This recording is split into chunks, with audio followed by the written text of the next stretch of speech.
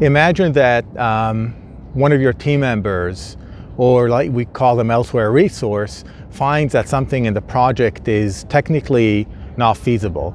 So she goes to her boss and she tells her this can't work. And her boss tells her, no, try a couple more times.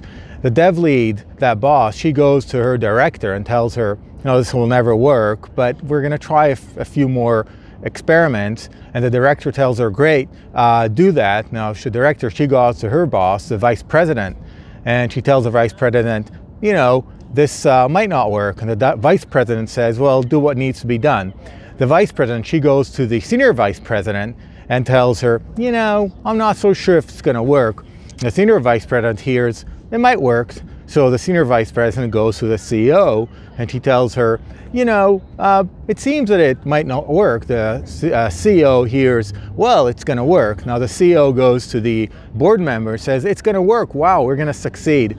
And that's the infographic you've just seen. Now, as this seems non-plausible, actually, this is what happens oftentimes. Scalability, we talk a lot about scalability in software, and really we need to look at scalability as an outcome, and the outcome is faster feedback, faster ability to propagate those bad news and act upon them.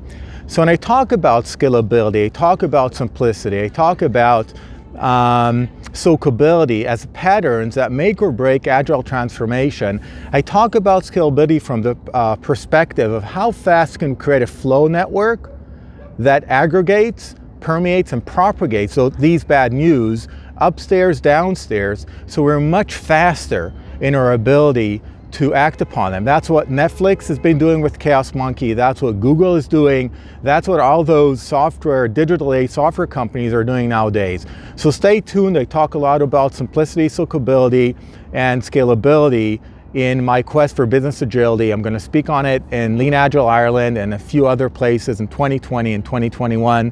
Thanks for listening, and talk more about scalability next time.